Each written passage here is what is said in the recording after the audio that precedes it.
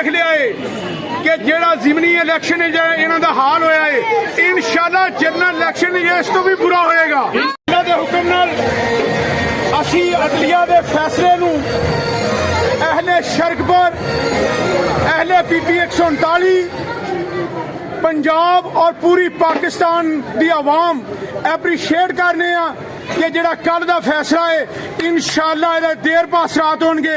ये पब्लिक दी डिमांड दे मुताबिक फैसला है, ये चोरां दे खिलाफ फैसला है।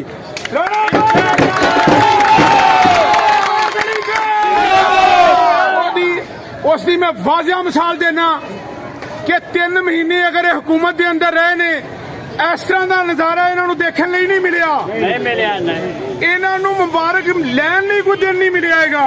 ते कल दी पब्लिक जदों दा फैसला आया इंशाअल्लाह सड़कों तो घरों के अंदर भी नहीं गई।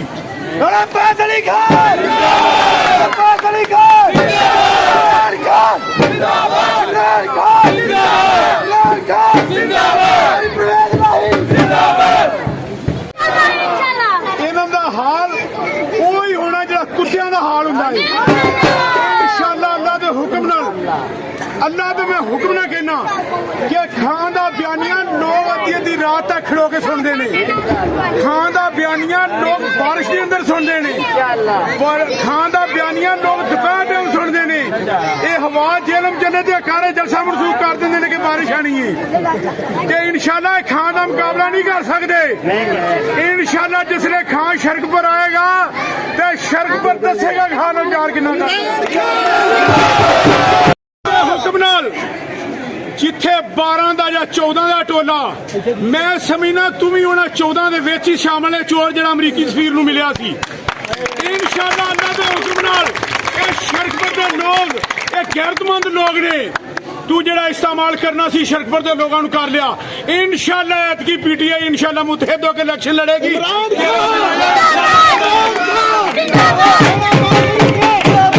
इंशाअल्लाह मैं कहना कि साडी एजुकेशन का म्यार लाहौर के बराबर हो जाएगा। असी कहने ऐलान करने कि मरबा छड़ के 2 मरबे ले चखो आके यूनिवर्सिटी फिर दोबारा सड़क पर लैके आवे। असल दे अंदर ये हुण तक मुनाफकत दे नाल सियासत करता रहा है। हुण लोगों नूं साडे सड़क पर दियां नूं पता चल गया है कि मुनाफिक आदमी है। इंशाअल्लाह अल्लाह दे हुक्म नाल इस इलेक्शन च लग पता जाएगा। अल्लाह दे हुक्म नाल लड़ा तेरे जान साल लड़ा तेरी जत शाला लड़ा तेरी जत शाला लड़ा बास अली खान बास अली खान